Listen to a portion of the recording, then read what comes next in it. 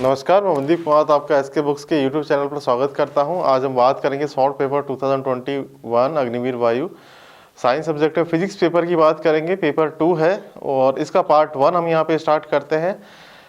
लंबा पेपर है इसलिए 2 पार्ट में डिवाइड किया है हमने, पार्ट 1 पार्ट 2 में। तो पार्ट 1 यहाँ स्टार्ट करते हैं।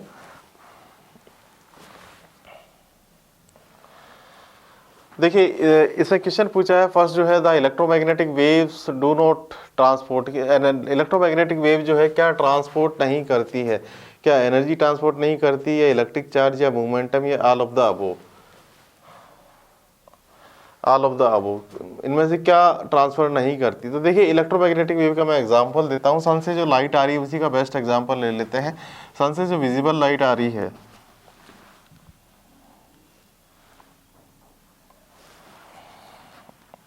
सन से जो विजिबल लाइट आ रही है वो क्या होता है कि इलेक्ट्रोमैग्नेटिक वेव है, एक इलेक्ट्रोमैग्नेटिक वेव है। और सन से जो लाइट आ रही है वो विजिबल लाइट है, और इसी तरीके की लाइट होती है इलेक्ट्रोमैग्नेटिक वेव। जैसे एक्सरे भी मैं एग्जांपल लूँ तो एक्सरे भी एक इलेक्ट्रोमैग्नेटिक वेव है। अब इनमें होता क्या है, जो रेज होती है इनमें एनर्जी होती है, इनमें एनर्जी होती है। इसकी एनर्जी दी जाती है E=h²। और जब मोमेंटम है, मोमेंटम दिया जाता है E/c। इस तरीके से ये दिया जाता है। मैं आपको पैरामीटर्स बता दूं। E एनर्जी जो है उसे that is equal to Planck constant multiplied by frequency, और जो मोमेंटम है वो है energy divided by velocity of light. तो यहाँ से अगर हम बात करेंगे तो क्या ट्रांसपोर्ट नहीं करती है, तो वो है इलेक्ट्रिक चार्ज। इलेक्ट्रिक चार्ज इनमें नहीं होता है, बाकी मोमेंटम और एनर्जी जो है ये ट्रांसपोर्ट करती है। तो यहाँ पे ये करेक्ट आंसर है बी।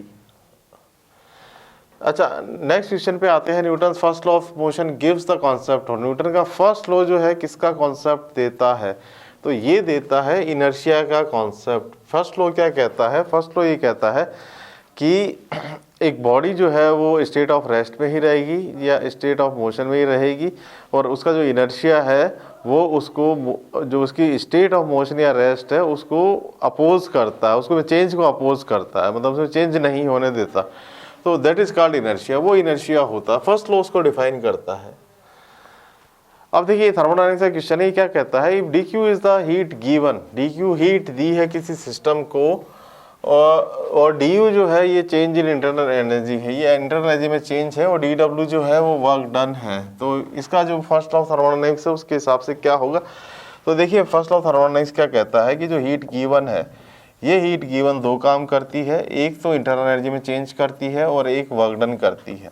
2 काम करती है, मतलब जो आप थर्मोडायनेमिक सिस्टम को हीट देंगी, मान लीजिए एक पिस्टन सिलेंडर अरेंजमेंट है, तो इसमें जो आप थर्मोडायनेमिक सिस्टम जो है ये वाला, इसमें जब आप हीट देंगे तो क्या होगा कि इसकी गैस की इंटरनल एनर्जी चेंज होगी, टेम्परेचर चेंज होगा, तो इंटरनल एनर्जी चेंज होगी, और क्या होगा, और इसमें वर्क डन होगा। तो यहाँ से जो हीट गिवन है उसके 2 काम हैं, इंटरनल एनर्जी में चेंज करना और वर्क डन करना। तो ये फर्स्ट लॉ ऑफ थर्मोडायनेमिक्स जो है ये बताता है।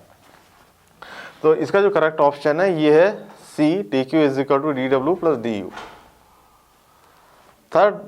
फोर्थ जो क्वेश्चन है ये क्या कहता है, देखिए ये कहता है कि find the dimension of Neeta in the Stokes law formula. अब पहले तो आपको स्टोक्स लॉ फार्मूला बता दूं, ये क्या कहता है। ये स्टोक्स लॉ फार्मूला होता है force is equal to 6 pi eta r v. ये स्टोक्स लॉ का फार्मूला होता है। नीटा होती है विस्कोसिटी, जैसे यहाँ तो सिंबल दिया है बट इसका एक्चुअल मीनिंग क्या होता है, ये होता है विस्कोसिटी। आर जो होता है रेडियस ऑफ द बॉल होता है, और वी जो होती है ये वेलोसिटी होती है, और जो एफ होता है ये फोर्स होता है। एफ यहाँ से फोर्स होता है। अब नीटा की डायमेंशन 6 पाई की कोई डायमेंशन नहीं होती है। यहाँ से नीटा की अगर अपने को डायमेंशन निकालनी है तो यहाँ से किसके बराबर आ जाएगा, ये आ जाएगा फोर्स और डिवाइडेड बाय रेडियस, और ये आ जाएगा वेलोसिटी। अब इसमें पुट करते हैं, यहाँ से फोर्स जो आ गया ये आ गया m1 L1 T-2, और डिवाइडेड बाय रेडियस जो होती है ये L1 होती है, वेलोसिटी जो होती है L1 T-1 होती है। तो यहाँ से आ गया m1 L-1 T-1। तो यहाँ से ये ऑप्शन नज़र आता है m1 L-1 T-1, तो सी इज़ द करेक्ट ऑप्शन। ये सी जो है वो करेक्ट ऑप्शन है। तो आगे चलते हैं।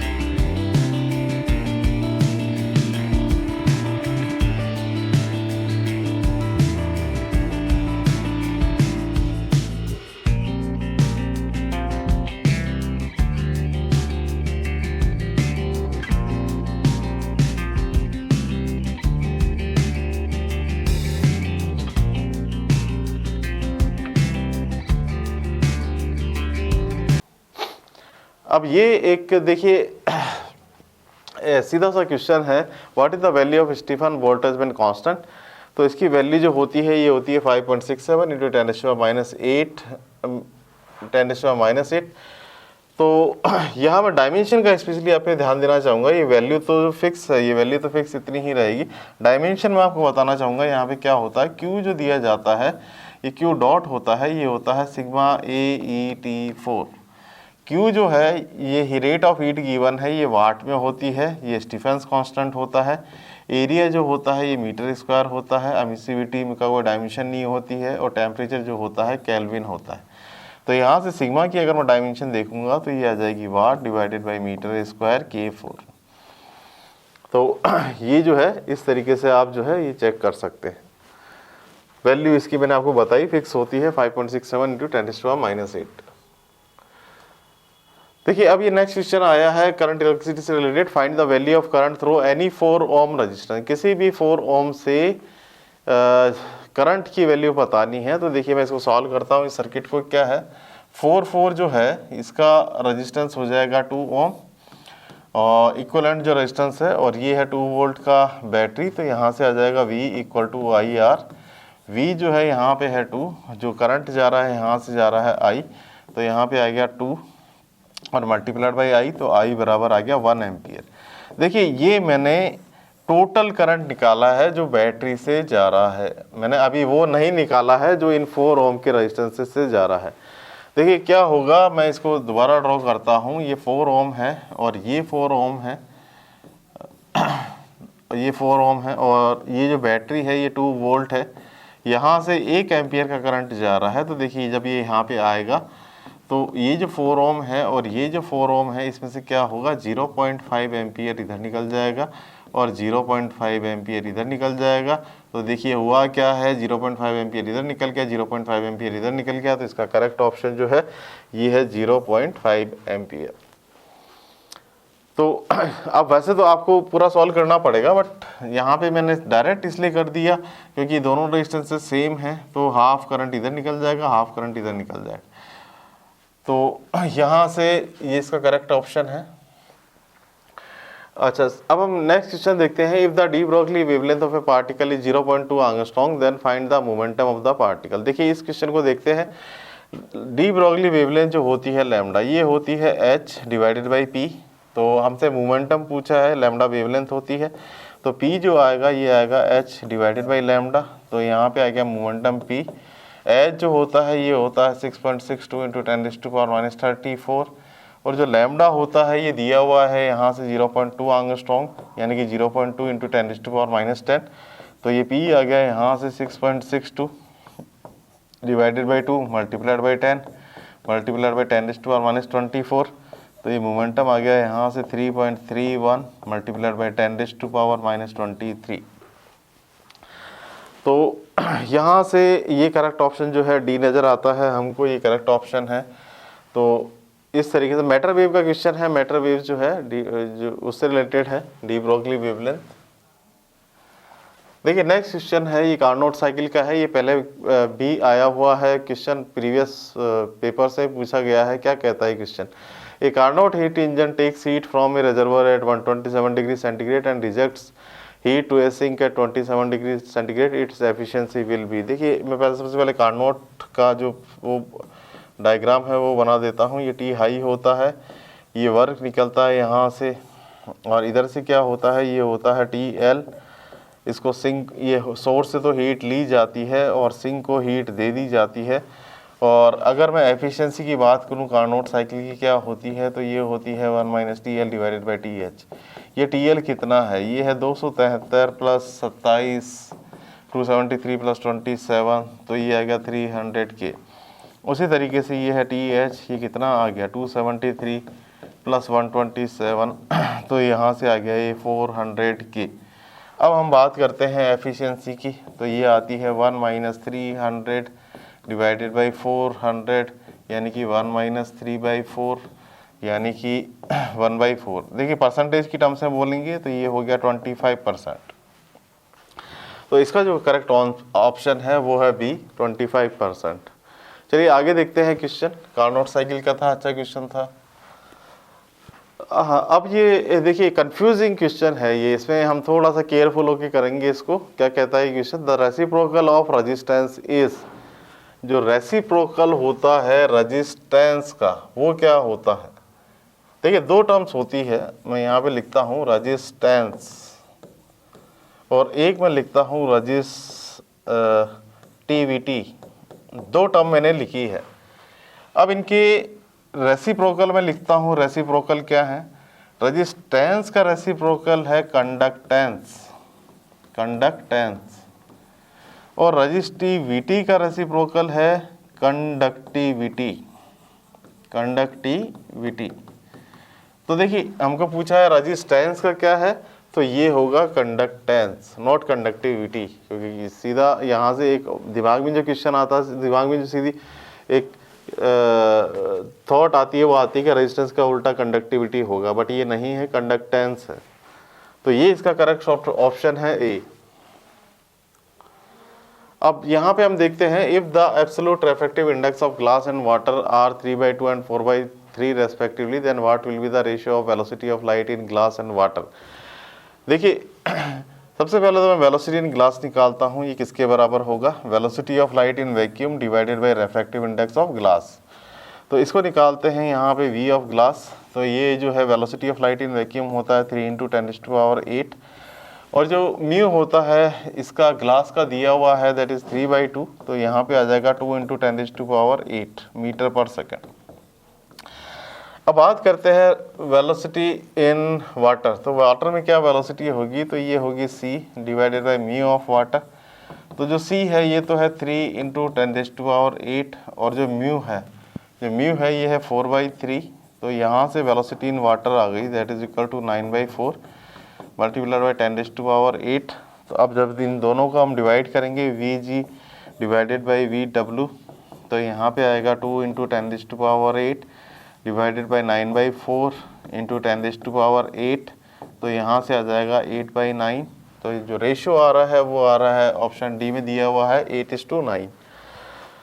तो ग्लास इज टू वाटर पूछा है, अगर वाटर इज टू ग्लास पूछता तो 9/8 या समथिंग उस तरीके से हमको रेशियो अपोजिट मिलता, बट इसका जो करेक्ट ऑप्शन है ये है 8/9 velocity of the glass, velocity in glass divided by water. अब देखिए ये एक रे ऑप्टिक्स का दूसरा क्वेश्चन आया है प्रीवियस क्वेश्चन के साथ। तो magnification produced by A rear view mirror fitted in vehicle is, देखो मैग्निफिकेशन क्या होता है, जो रियर व्यू मिरर होता है वो कॉन्वेक्स लेंस मिरर होता है, नॉट लेंस, कॉन्वेक्स मिरर होता है। जो रियर व्यू मिरर जो लगा हुआ होता है गाड़ियों में, ये क्या करता है, देखिए किस तरीके की इमेज बनाता है। मान लीजिए ये ऑब्जेक्ट है, तो ऑब्जेक्ट जो होता है उसकी इमेज किस तरीके से बनेगी, वो बनेगी इस तरीके से, ये इस तरीके से इसकी इमेज बनती है, और ये इमेज जो बनती है वो छोटी बनती है, सीधी बनती है, और ये जो साइज होती है और उससे कम साइज की होती है। तो मैग्निफिकेशन हम सबको पता है, मैग्निफिकेशन क्या होता है, ये होता है h डिवाइडेड बाई h। अब हमने यहाँ पे देखा कि जो स्मॉल h है वो कैपिटल H के मुकाबले कम है, तो यहाँ से मैग्निफिकेशन जो होगा वो लेस देन 1 होगा। तो यहाँ से जो मैग्निफिकेशन है वो लेस देन 1 है, तो मैग्निफिकेशन जो होता है वो लेस देन 1 होता है। अच्छा अब देखिए ये हीट से रिलेटेड क्वेश्चन आया है। 1 kg of food absorbs 200 kilo joule of heat energy and its temperature changes from 25 degree centigrade to 150 degree centigrade. In this case what will be the specific heat of food. तो देखिए क्या होता है, जो Q होता है ये होता है मास S और डेल्टा T। तो जो Q है ये कितना है, यहाँ पे 200 किलो जूल, 200 × 10⁻³ मास जो है 1 kg दे रखा है, जो स्पेसिफिक हीट है वो S है, और जो चेंज इन टेम्परेचर है वो है 125 माइनस ऑफ 25। इसको मैं और अच्छे तरीके से लिख देता हूँ, 125 × 1000 डिवाइडेड बाई 125, और ये हो गया स्पेसिफिक हीट। 5 से डिवाइड करते हैं 8 टाइम्स चले गया, 25 से डिवाइड करते हैं 8 टाइम्स चले गया, 25 से ये 5 टाइम्स चले गया, ये आ गया 8000 डिवाइडेड बाई 5, तो ये आ गया 1600। तो यहाँ से हम ऑप्शन देखते हैं, तो ये 1600 जो है joule kg inverse degree centigrade में हमको दिख जाता है। जूल ये वाला पार्ट था और इसके नीचे डिवाइड हुआ है मास और स्पेसिफिक हीट और मास और टेम्परेचर, तो इसलिए जूल पर केजी पर डिग्री सेंटीग्रेड, तो ये इसकी यूनिट इस तरीके से निकल सकती है। चलिए आगे देखते हैं क्वेश्चन।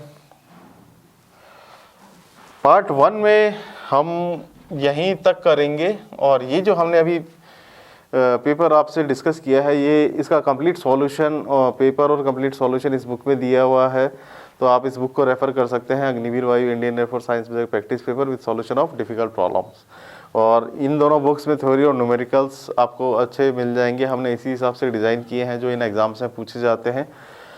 तो पार्ट 1 हमने देखा यहाँ पे किस तरीके से करना है। तो आज का ये वीडियो हम यहीं पे ख़त्म करते हैं और आशा करते हैं ये वीडियो आपको अच्छा लगा होगा। तो हमारे वीडियो को लाइक कीजिए, दोस्तों के साथ शेयर कीजिए और हमारे चैनल को सब्सक्राइब कीजिए। मिलते हैं नेक्स्ट वीडियो में, धन्यवाद।